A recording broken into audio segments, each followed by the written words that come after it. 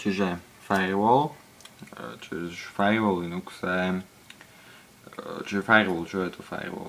Doslova preklad toho hnevá brána, že slúži nejaké oddelenie od filtrovania útočníkov, od našej siete, od nášho servera, aby ho tak ľahko napríklad nehackli, prípadne tam nerobili nejaké veci, nejaké užívateľe nespúšťali rôzne veci, ktoré nemajú dovolené. Čiže ten firewall to zakáže, môžeme si tam pridávať pravidlá na limit rýchlosti a prípadne iné. Tu máme nejakú obrázok, je to obrázok zo proxy servera, to som predstavoval, čiže to dokáže náš firewall. Čiže buď to máme firewall ako fyzický počítač, ktorý tam beží, iba nič iné tam nebeží, len daný firewall. Prípadne to máme rovno implementované jedno zariadenie. Čiže celý firewall jedno zariadenie, kde beží okrem firewallu rôzne iné veci. Porúčam každý jeden server mať, keď už je v LANke, mať aspoň nejaké základné nastavenia firewallu. Keď už je v LANke, tak nepotrebujeme nejaké špeciálne bezpečnostné veci a nejaké základné blokovanie portov a prípadne nejaké blokácie do útokov, aby v LANke niekto zbytočne nekrekoval, nezahlťoval porty nášmu počítaču, nášmu serveru. Aj keď už je oddelený jedným firewallom, aj ten druhý pomôže. Odľahčí ten prípadne nám urobí bezpečnosť aj v lokálnej sieti. Čiže tento firewall je povedanie, že len prekladá port automaticky 80, output 80 na 31.28. Čiže to je jedna z možností. Pričom keď si to zmažeme, že tento nepoužijeme, ten squid, tak bude to vyzerať asi takto. Ja to zamaskujem, čiže firewall bude sa starať o všetku komunikáciu, čiže tu máme verejnú sieť, nejakú verejnú IP adresu, prípadne inú IP adresu, tu máme lokálnu IP adresu. Čiže ak chceme, máme na serveru nejaké aplikácie, default, nejaký tento web server, SSH, tak si nastavíme firewall, aby užívateľ sa mohol vidieť porty iba web serveru, čo je 80 port, a porty SSH, čo je to 22. Je to výhodne, keďže ostatné porty si dáme zablokovať, a keď užívateľ už preskenuje náš počítač klasicky nejakým programom, ako je program Nmap, predskenujem počítač a vidím všetky porty, aké boli pustené, čiže zadám tam napríklad IP adresu môjho lokálneho servera.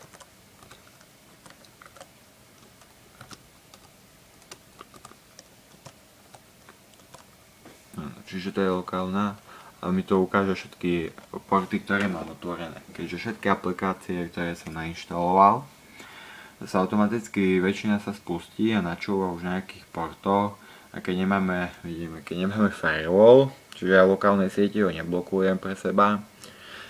Keď nie je firewall, toto vidíme, že máme všetky tie porty vidno.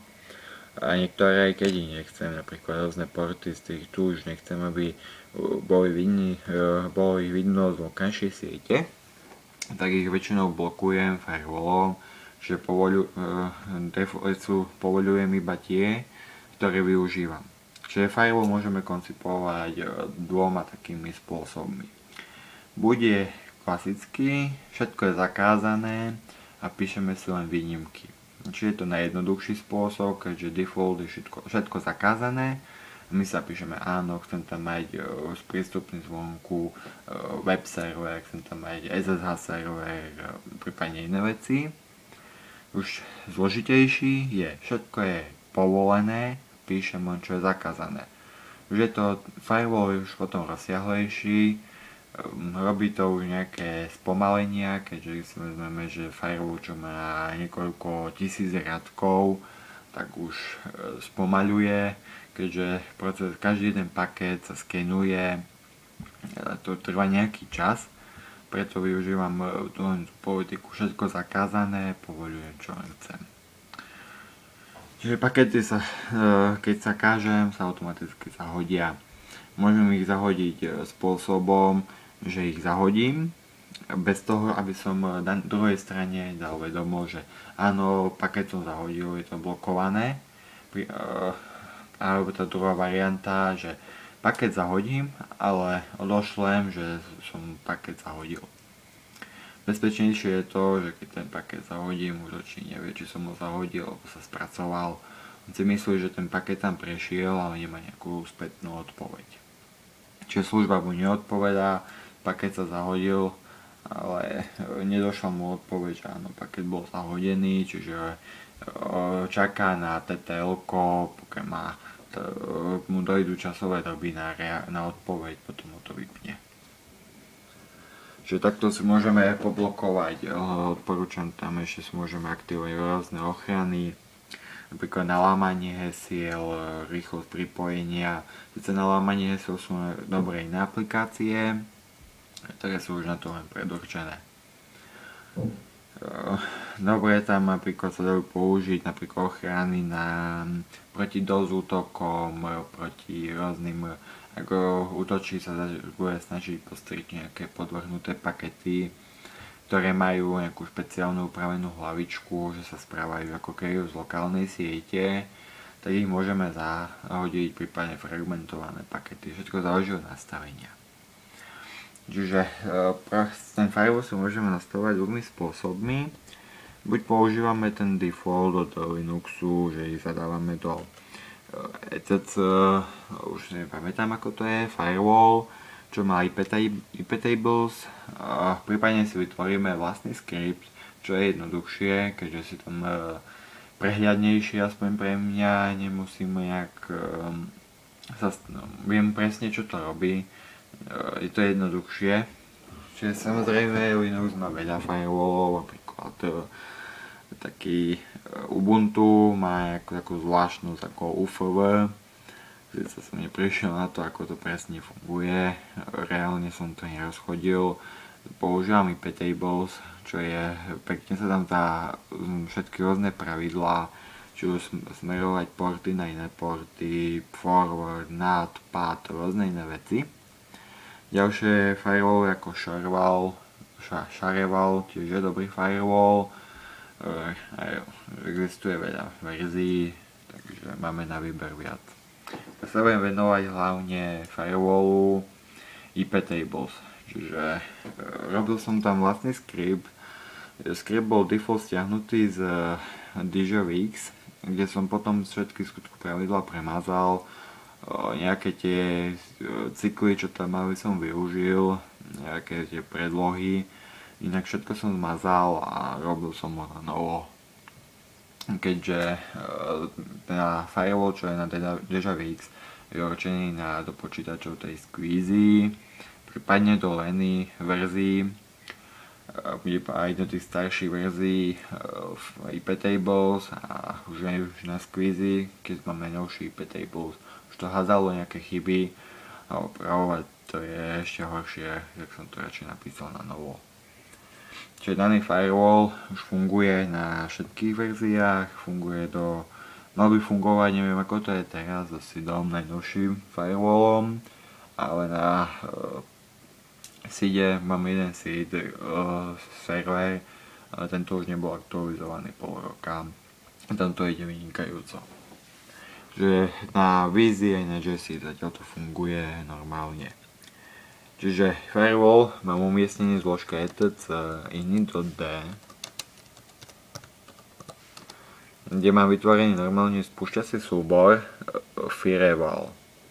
Čiže otvorím daný súbor a súbor sa spúšťa týmto tu. Čiže mu nastavíme, aby automaticky sa spúšťal pri štarte. Čiže je to okopírované povedanie z DigiVix. Tento spúšťač, to nastavenie, zvyšok som to už upravoval. Vidíme, že aj tie komenty som nechal, keďže skutku tú predlohu som nerobil ja som písal len ten firewall, tak som to tam nechal. Čiže jednoduchý firewall je jednoduchý, že vidíme, že si nastavíme nejakú premenné, ktoré nám deklarujú, aby sme nemuseli do každého pravidla zadávať, že akú máme teraz IP adresu, aký je verejný port, čiže či má ETH 0, prípadne iné. Akú má IP adresu, masku, prípadne iné. Jednoducho si to deklarujem do premenných a potom zadávam premenné. To je jednoduché, keby som niečo menil, tak meniť nejaký 100 riadkoch je veľa. Ďalej tu mám urobené cykly, ktoré sú z DJVixku stiahnuté. Sú tu čiže to jednoduché skripty, ktoré som ich upravoval, keďže boli stavané trocha ináč, ale máme tu porty, čiže keď máme dvojbodka, čiže všetky máme porty otvorené, čiže od 1 po 6580, tieto porty sú otvorené, čiže nemusím všetky vymenovávať, firewall to robí za mňa, tento skript. Prípadne si ich vymenujem, že konkrétne nejaké porty, buď si ich vymenujem číselne, alebo slovom, že HTTP, HTTPS, ale najlepšie je to číselne, vymenujem aké porty, rozmedzia, rozsahy sa majú povoliť, konkrétne toto je na banku, čiže na sieti, ktorá je verejná, a to mám na lokálnej sieti, kde povoľujem všetky. No, čiže povoľujem protokoly TCP a UDP. V lokálnej sú tu všetky v LANku, mám iba určité, ako je DNS server a jeden port iný pre inú aplikáciu. Nejaké štandardné nastavenia, kde nastavím štandardnú politiku, default, že všetky príchodzie pakety sú drop, čiže zahodené, všetky odchodzie pakety sú prijaté, a forward, čiže všetko, čo sa forwarduje cez server medzi dvoma sieťovkami, je tiež zahodené. Čiže odchodzie pakety sa neblokujú preto by sme si odstrihli server kompletne, keďže output používame aj na iné veci, čiže server môže niečo posielať vlastne režii, tak to neblokuje.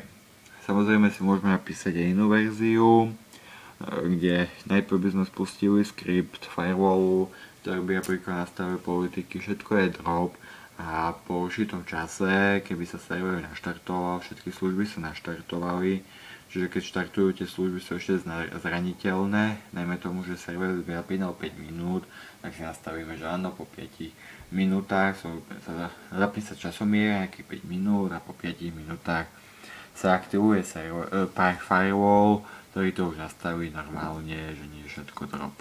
Je to už bezpečnejšie, keďže útočník za ten čas, kedy tie aplikácie štartujú, server je využívaný, disk je využívaný, procesor je využívaný naplno, tak nemá nejaký ten čas, aby to nejak zahltil nejakými požiadavkami, a väčšinou keď to zahltí požiadavkami, aplikácie buď sa lagnú, alebo nejak spadnú a už sa môže otvoriť nejaká diera bezpečnostná do počítača. Tu sú nejaké tie všeobecné nastavenia, tuto ďalej ideme. To sú moje, čiže mám to okomentované, default povoľujem všetko, čo je na localhoste, je povolené, nič neblokujem. Ďalej povoľujem už naviazané spojenia, to je tento riadok. Ďalej povolenie LANka, čiže vidíme, že tu mám internal interface, takú malú sieťovku povoľujem. Ďalej môžeme tu zadať, keď máme viacej sieťov, mám tu nastavené 2. Ďalej mám tu nastavené, že povoľujem konkrétne IP adresy iba na tej sieťovke, čiže mám sieťovku vo lokálnej sieti, má nastavenú IP adresu na 192.168.1.1, tak preto, aby útočník, keď si nejak sfalšuje, tak aby nemohol napríklad iba sa pripájať z inej, tak si to mám obmedzené, že všetky pakety, ktoré budú z inej IP adresy, sú automaticky zahodené. Čiže povolené sú len z tejto, ktoré prichádzajú z tohto rozsahu, od 1 po 255. Čiže tuto máme tie cykly a vidíme, že tuto máme aj komentované povolenie interných TCP služieb, externých TCP služieb. Interné sú tie lokálne, externé mám pre vanko. Tu máme pravidlo, ktoré podľa tohto to blokuje, že blokuje tie porty automaticky, nemusím zadávať tento riadok. Keď mám otvorený 30 portov, tak by som potreboval 30 riadkov. Cyklus to robí pekne za mňa. Ich cyklov tu mám viacej. Vidíme, že tu mám globálny pripojenie z WAN, pekne okomentované. Čiže tu nastavujem forward, ako sa majú forwardovať pakety, keď používam NATko. Čiže to je forward, tu mám zapnutý NATko, maškarádu, aby sa to automaticky forwardovalo. Čiže ping mám obmedzený, aby ma niekto nezbytočne neupingovával, že keď veľa užívateľov by začalo zbytočne posielať nejaké dlhé odozvy na ping dlhými tými odozvami, veľkými dátami, tak zbytočne týmto bojujem proti ping foodu, je to obmedzené. Čiže tu máme to pravidlo, čo som opisoval pre Squid, kde vidíme, že všetky porty z portu 80, všetká komunikácia z portu 80 sa automaticky preleje do tejto IP adresy dvojbodka.port, keď máme používaný server iný. Ako XML preliať. Bude to pre proxy, prípadne iné aplikácie. Keď chceme, aby nejaké iné aplikácie išli len cez iný server, tak to tam prelejeme. Tuto už máme nastavenia forwardu, čiže čo znamená forward. Máme jednu verejnú IP adresu, využíva nejaké porty, čo aj využíva klasický počítač. Takže vyťahnem to. Čiže tu mám tú verejnú IP adresu. Tu mám ten firewall, čiže to je počítač, mám nejaké otvorené porty. Mám tuto zariadenia, dajme tomu, že na tomto notebooku chcem, aby som sa z internetu dostal napríklad na webové rozhranie.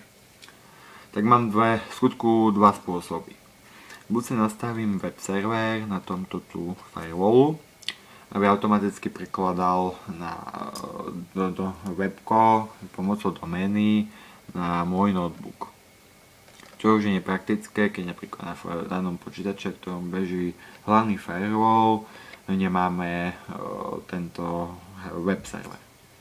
Takže to robím takto, že mám napríklad už nepoužívam tú 80, tak tento port 80, čo mám tuto, si dám pretunelovať, čiže ak niekto zadá požiadavku, zadá moju IP adresu, tak firewall zistí, áno, je to port 80, pozrie si požiadavku, pravidlo, že port 80 presmeruj na klienta, čiže môj notebook, na ktorom je ten otvorený a pošle mu požiadavku, ten môj notebook spracuje, došle zase firewall spracuje a došle mne do internetu.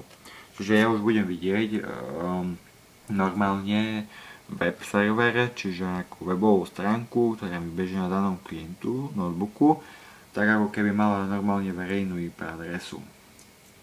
To výhoda, keďže portov je veľa, môžeme si napríklad rôzne porty forwardovať pre počítače. Web nemusí bežať len na 80, môžeme si nastaviť akýkoľvek port na web, čiže to je forward. Jednoducho ten dovoľuje aj p-tablet, aj triggering, čiže to znamená, že vonkajší port napríklad dá na 80, ale náš klient, čiže tu máme port 80, ale náš klient, čiže daný notebook, vidíme, že tento notebook už nemusí mať napríklad tu port 80, na ktorý načúva, ale napríklad do web server načúva nejaký port napríklad 90. Tak aby sme, keďže každý prehľadač má automaticky nastavené, že HTTP port default je 80, ak chceme ho vidieť z internetu a notebook má 90, tak to nemusíme predstavovať. Nastavíme si to moje pravidlo, v firewallu, vidíme, že to automaticky preloží port, firewall to spracuje a prepošle na daný port. Čiže to jednoduchšie. Tu mám nejaké forwardy do mojej sieti, kde mi bežia rôzne servery. Čiže tu máme logovanie, kde sa logujú všetky pakety, ktoré boli zahodené. Dobre je to výhoda, keďže môžeme logovať, niekoho útočiť, tak sa to zobrazuje v logoch.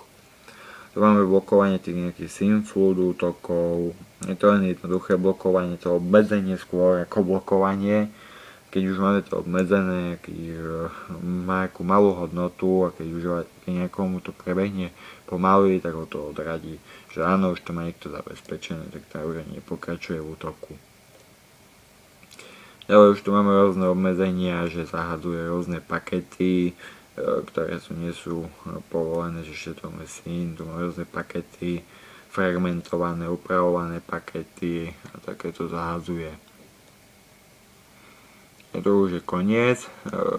V skutku skript spúšťam normálne, ako metodou takouto, že zadám normálne ako službu, service,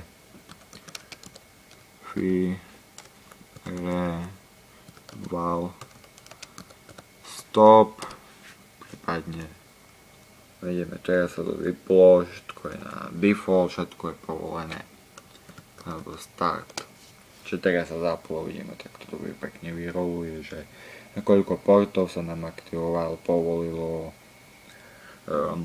že som skúšal cez firewall aj blokovanie,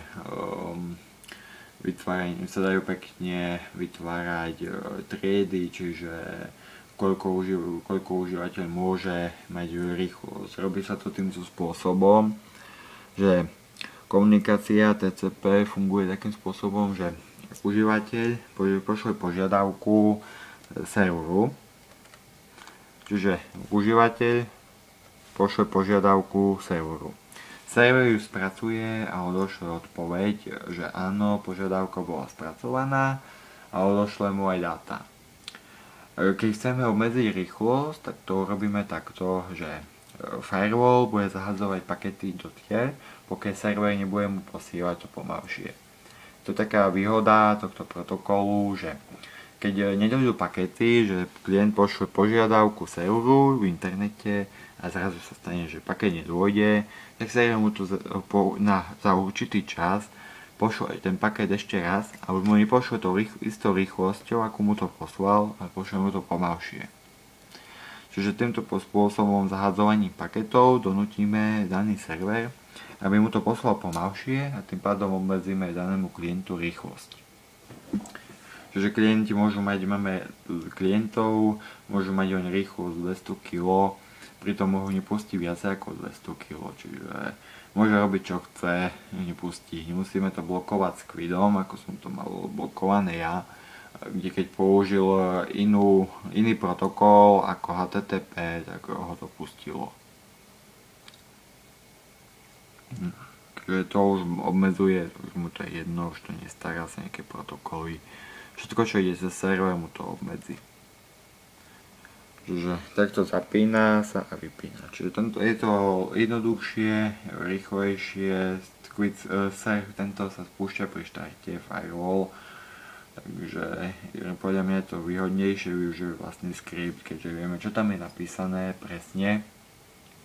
Môžeme si tam dávať štarty, reštarty, keď ich chceme, takže môžeme dopisovať, čo len chceme. Nemusíme tam využívať nejaké tie, keďže aj iptable spolu default používajú, že môžeme použiť aj tie default, kde sa nestaráme o spúšťanie skriptu, iptable sa o to stará sám, ale podľa mňa je to jednoduché, ale keď sa niekto zvykne na svoj vlastný skript, tak to robí vlastným skriptom, je tam zadané rovno service firewall restart a on si to reštartuje, nestarám sa o to nič. Viem sa, že som si tam napísal, ale bolo to v začiatku, bolo to komplikovanejšie, pokiaľ sa ten skript vytvorí, ale v výsledku je to jednoduchšie. Niečo vidíme, že tam máme ešte kvantum veci, čo ten firewall dokáže, kvantum veci nepoužívam, keďže serveri beží nejaké klasické služby ako weby. Môžeme tam aj blokovať cez firewall, obmedziť nejaké pripojenia, nejaké tie triedy na blokovanie rýchlosti sú dobré, tie môžu aj použiť či aj na verejnú, či aj na lokálnu sieť, takže nikto neobmedzuje. Takže firewall, ako hovorím, aj NATko, čiže NATujem. NATko väčšinou funguje na Linuxu vždy. Zadaním jednoduchého príkazu to NATko povolím a tým pádom už sa nestaram. Všetky pakety sú automaticky prekladané. Záťaž je 100 korún nulová, takže čiže to je server, keď vidíme, čiže firewall vôbec nezaťažuje, skôr zaťažuje iné aplikácie, ktoré mi tam bežia.